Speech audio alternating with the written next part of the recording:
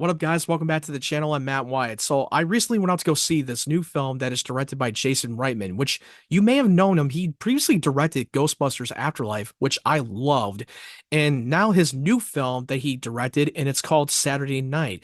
It's based on a true story. It's taking place in the events in the mid 70s. And they're showing you the birth of Saturday Night Live and how it all came to be. And it's taking place in a 90-minute real time, showing you the behind the scenes before they start broadcasting it at 11:30 and showing it to the whole world.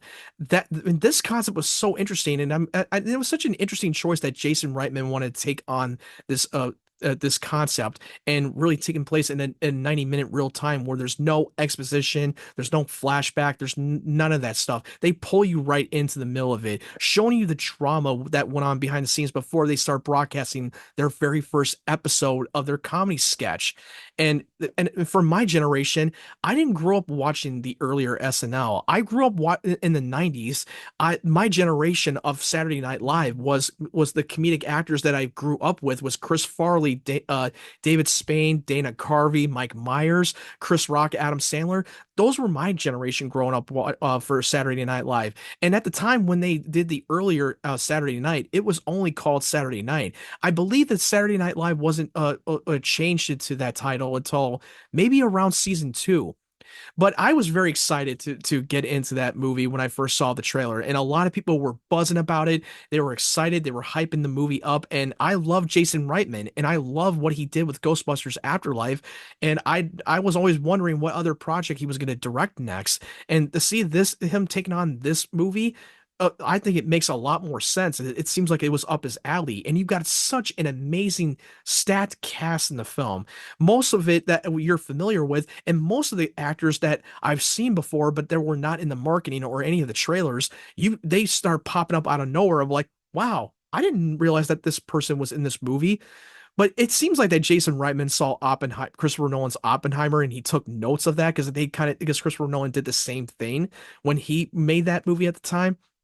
So I love this whole idea that they're showing us what was it like behind the scenes and how much that they had to get everything organized and make sure it goes according to plan before they start broadcasting live.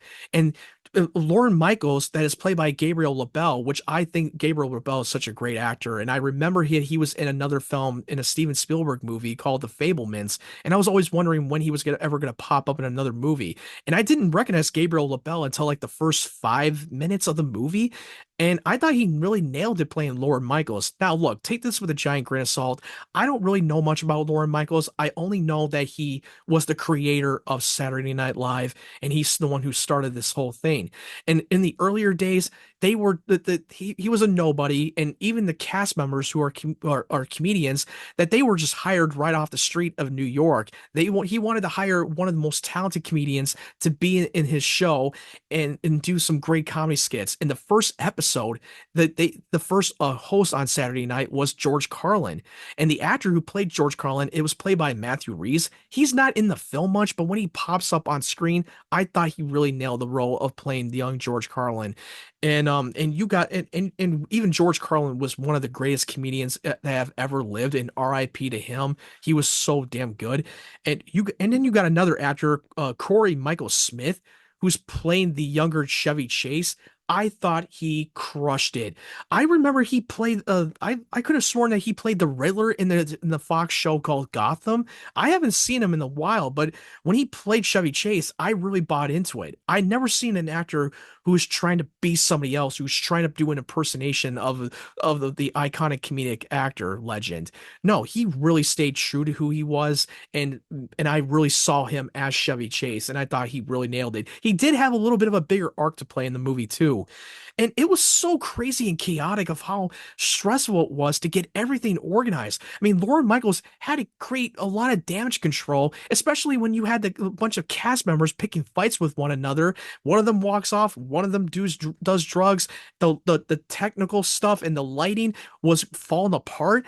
And you're always wondering, how are they going to get all everything organized, and how are they going to make sure it doesn't turn into a big shit show? And you got a group of the network of NBC, and I believe the one who's leading it, I could be wrong, but I know Willem Dafoe is in the movie, and he's the one is deciding whether or not they should go recording or go live or go next week. Because if they screw this up, he's not going to let this shit get broadcast to the world. And this was at the time when they were in the middle of a competition with Johnny Carson, which you may have known him. He was the biggest talk show host, who was a comedian at the time. He was a legend. He was a big time on television.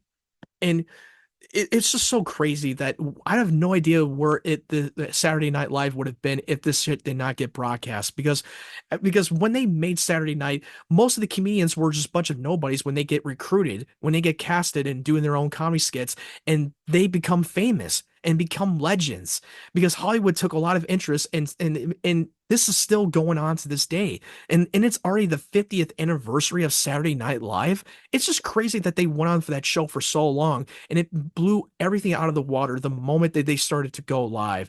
I love the idea that they wanted to take place in real time, showing you where this is going from point A to point B to point C before they officially just start it and go live and it ends the movie. And I thought that Matt Wood, who's playing the younger John Belushi, which he's been in a lot of great iconic comedic roles, which I thought he was very talented at the time. And they're showing you the rough side of John Belushi because he had drug problems. I even heard that during Saturday Night he was very difficult to work with on set. And I still wish they would have got a little bit more development for John Belushi, the character, and the actor that was played by Matt Wood. I thought he really nailed it. I really saw him as John Belushi. I mean, a lot of the cast members were so stacked that they really knocked it out of the park. And even with Dylan O'Brien, who's playing the younger Dan Aykroyd, I thought he really nailed it. He didn't try to do an impersonation of Dan Aykroyd. He really stayed true to who Dan Aykroyd was in his younger days.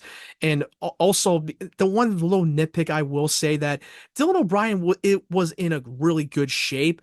And I watched the first episode of Saturday Night. I feel like they should have been a little bit more authentic with his physique because Dan Aykroyd was not in a muscular shape, but that was just a minor nitpick. I know that's not really important, but I just wanted to point that out there. I thought Nicholas Braun, who is playing two different characters, he's literally just playing two different people in the movie. He's playing Annie Kaufman, and he was playing Jim Henson, who was the biggest puppet legend of a puppeteer. And I just wish that they would have had a different actor playing Jim Henson. But I thought he nailed both of these characters, and I barely recognized them at the time. But would I wish for a different actor to play one of the characters? Yes. But I thought he did a great job of the role he was given in and try to stay true to who they were. Overall, this movie is so better than I thought it would be. It's one of my favorite movies of the year. I don't know if I'm ready to put this movie in my top 10 or top 5 favorite films of the year, but it's close. So my final verdict for this movie, it's going to be 9 out of 10. There are parts of the film that I wish they could have done more with. I wish some of the characters were a little bit more fleshed out. And yeah, there are parts of the film that wasn't as believable and it was a little too far-fetched at times, but I still thought that the positives outweigh the negatives and it was not a make or break for me. I thought they really nailed it, and it was definitely more of a love letter to Saturday Night Live because it's the 50th anniversary. And by the time I finished that film, I literally just watched the very first episode of Saturday Night Live and seeing how authentic they were with some of the reenactments. Because by the time they ended the movie, they just end the movie by the time they broadcast live on Saturday night. And I can't wait to see what Jason Reitman will do more for his directing. And it would be interesting if he directed a sequel to Saturday Night in a different decade. That's just my idea that I'm spitballing and making this up on the fly. I highly doubt that he'll do it, but you know what? It is what it is. So what did you think of Saturday Night? Did you love it or did you not like it and it wasn't for you? Just let me know your thoughts in the comment section below. And if you like this video, make sure you give it a like. It helps the algorithm for my YouTube channel. And if you're new to the channel, make sure you hit that subscribe button and turn on the bell notifications. My goal is to reach 500 subscribers. And if you want to follow my social media links, the link tree will be down in the description down below.